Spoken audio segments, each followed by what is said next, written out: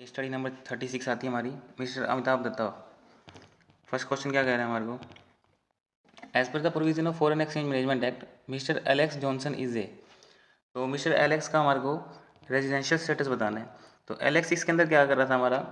Alex foreign से आया है यहाँ पर, ताजमहल देखने के लिए आया वो, यहाँ पे टूर पर्पज़ के लिए आया, वो ताजमहल देखना चाहता था यहाँ पे। तो कहता मुझे ताजमहल देखना है, मुझे इंडिया जाना है। ठीक है, ना तो उसका एम्प्लॉयमेंट पर्पज़ है और ना ही वो बिजनेस के लिए आ रहा और ना ही वो अनसर्टेन पीरियड के लिए आ रहा कोई। तो यहाँ पर उसका रेजिडेंशियल स्टेटस क्या हो जाएगा?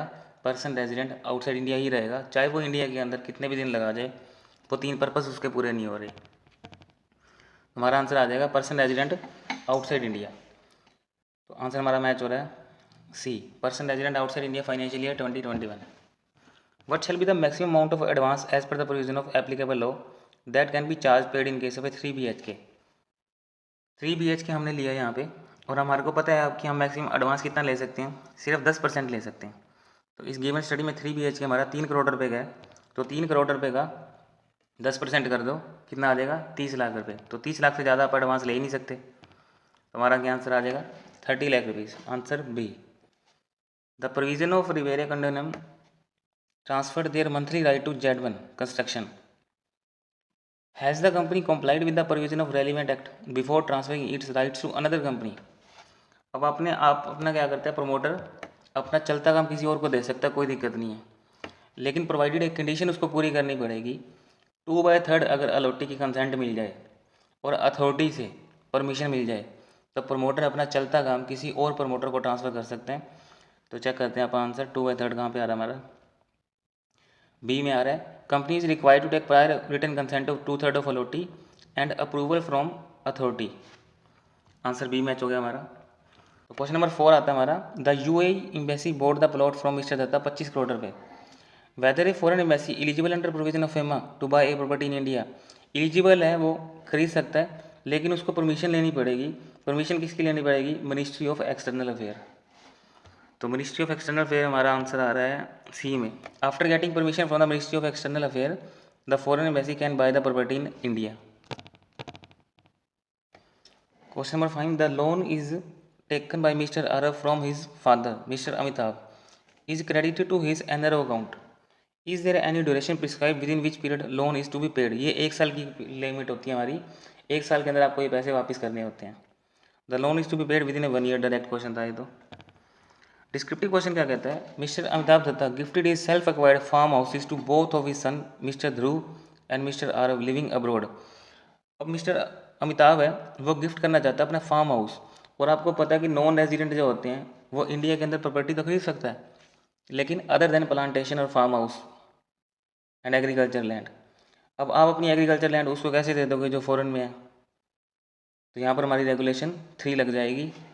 चेक कर लेते हैं।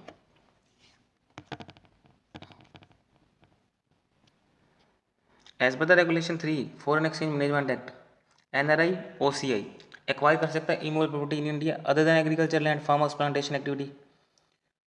और किससे? By way of a gift from a person resident in India, NRI OCI who in case is a relative.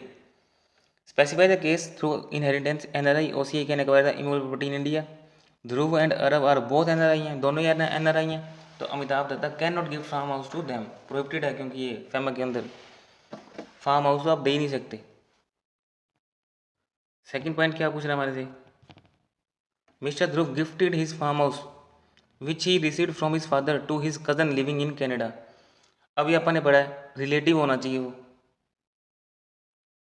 Relative होना चाहिए, और ये कजन रिलेटिव की डेफिनेशन में नहीं आता। Mr Dhruv gifted the farm house which he received from his father to his cousin living in Canada and paid him differential amount of the property situated in Canada। नहीं कर सकता।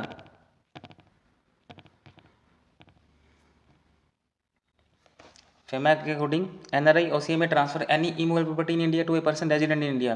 पहली बात तो इंडिया के अंदर अगर कोई प्रॉपर्टी है तो तू उसको बाहर नहीं भेज सकता, इंडिया वाले पर्सन को ही देनी होती है, रेजिडेंट ऑफ इंडिया को देनी होती है। एनआरआई ओसीआई में transfer any immovable property other than agriculture land plantation और फार्म हाउस टू एनआरआई। अगर एग्रीकल्चर के अलावा प्लांटेशन या फार्म हाउस के अलावा कोई प्रॉपर्टी है तो तू भेज सकता है, फिर भेज सकता है एनआरआई किसी दूसरे एनआरआई को। In case transfer is by way of a gift, अगर तू transfer by way of a gift करता है तो गिफ्ट हमेशा रिलेटिव को होनी चाहिए। As per the mention above NRI can not transfer any agriculture land farm house plantation property to another NRI. पहली बात तो हमारी यहीं पे पूरी होगी। दूसरा कहता है NRI can buy way of a gift transfer immovable property to his relative और कजन रिलेटिव की डेफिनेशन में नहीं आता। Dhruv to his cousin is invalid prohibited under provision of FEMA. Question number 7 क्या पूछ रहे हैं हमारे से? Mister Amitabh Dutta son mister Aarav Dhruv are living abroad. Can mister Amitabh Dutta make a remittance of 50 lakh each to both his NRI sons by way of a cross cheque. तो आप क्या करो, 2.5 लाख तो अलाउड होते हैं अपने को, तो 50 लाख को 70 से भाग करो और अमाउंट चेक करो कितना आता है। ठीक है, एलआरएस स्कीम के बारे में लिख देंगे इसके अंदर, और अलाउड है ये। A relative individual can remit to NRI who is a close relative to resident individual by way of a cross cheque electronic transfer. Amount should be credited to NRI non resident account में करने अपने को। Credit of such amount में be treated as eligible credit to NRI account. Amount आपका within the limit होना चाहिए, 2.5 लाख की जो लिमिट होती है आपके ऊपर। It would be the responsibility of resident individual to ensure that amount being remitted is under LRS. जो भेज रहे हैं ना, उसकी ये ड्यूटी बनती है कि ये जो लिमिट के अंदर है, या ज़्यादा तो नहीं हो गया। All the remittance made by the said individual during the financial year including amount remittance for maintenance have not exceeding the limit prescribed under LRS. Hence, remittance of 50 lakh each to both his NRI son will be considered valid according to FEMA. Mr. Amitabh देता है note remitted any amount under LRS is that particular year। पहले तो उसने करा ही नहीं, तो इसको हमने देखा अमाउंट ये 2.5 लाख से कम बनता है, अलाउड है, विद इन द लिमिट है, कोई दिक्कत नहीं है।